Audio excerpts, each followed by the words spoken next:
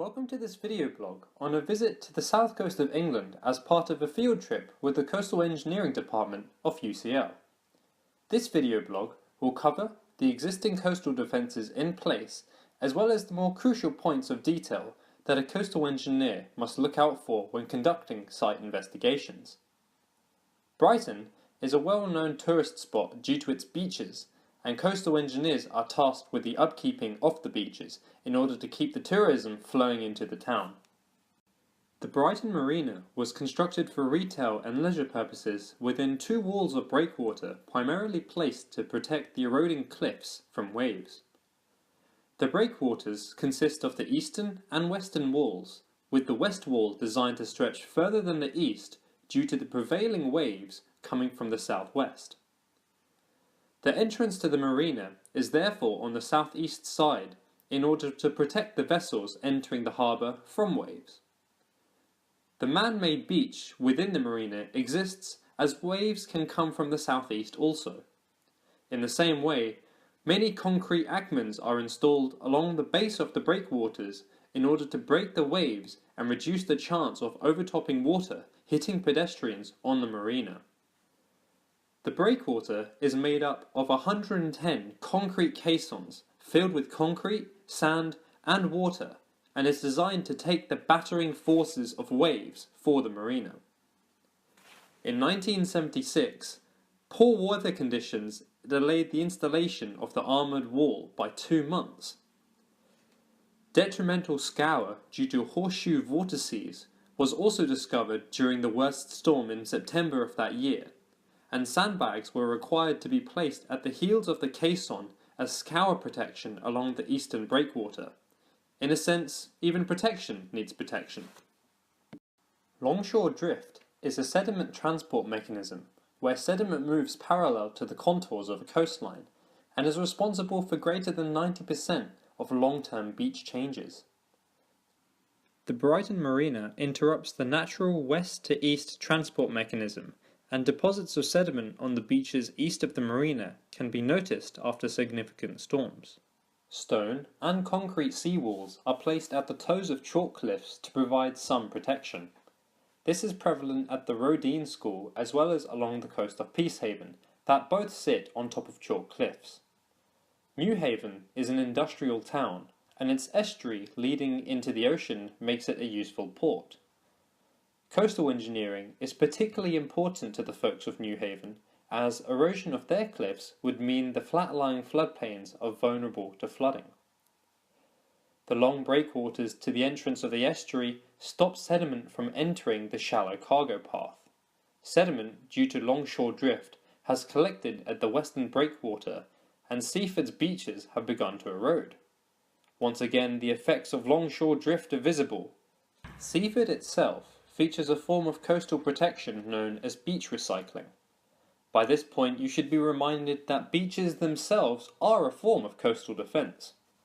A healthy sand beach is evidence of appropriate longshore drift, whilst a shingle beach reveals a dead beach. The longshore drift at Seaford acting from west to east is captured by a single terminal groin extended out from the beach. After some time, digger trucks shift the sediment back into its original starting position, and the process can restart. The beach at Seaford has mixed stone sizes ranging from small pebbles to rather large rocks, making it somewhat of a zombie beach. One of the more quaint features of the south coast are the questionably attractive flint garden walls that are constructed with the same flint that originates from the eroding cliffs. Cliff slips occur due to waves battering away at the foundation of the cliffs, leaving the overhangs to eventually collapse. This is a long-term phenomenon and is obvious to the naked eye. The natural chalk present in the cliffs dissolves quickly into the seawater, leaving the majority of the beach as flint rubble. Chunks of brick and concrete piping from previous dwellings that eventually went along with the cliffs can be found throughout the beach, although the residents were of course warned in advance. The result of leaving cliffs unmaintained at the Burling Gap is a prime example of why coastal engineering is so crucial to the longevity of coastal towns.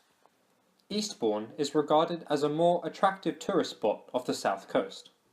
As such, the coastal engineers were under great pressure to get their protection method just right. The beach is protected by wooden rather than concrete or stone groins along the coastline.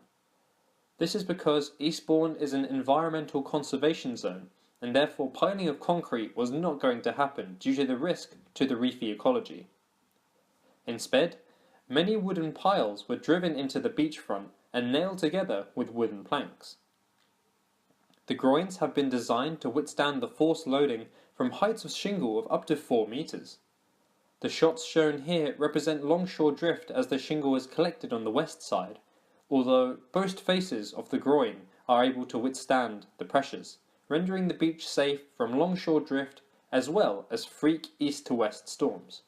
Overall, the protection method is crude and very expensive, yet effective. It is clear that the extensive use of groins along the Eastbourne coastline has facilitated rejuvenation when compared to the beach of Pevensey Bay, which recedes much more heavily into shore than at Eastbourne. The pictures shown are from Pevensey Bay, the world's only public-private partnership, and the owners of the land are paid by residents to upkeep appropriate defences to protect their town. At first, it doesn't look like they're doing a great job. The wooden groins are totally wrecked and don't function as coastal defence. Instead, controlled amounts of shingle is strategically placed along the coastline to withstand quantified storm events. Of course, it is not economical to prepare for the most worst-case scenario, so instead, risk versus return period is considered. The Pevensey Coastal Defence Company have their own website that features their latest work and predicted storms.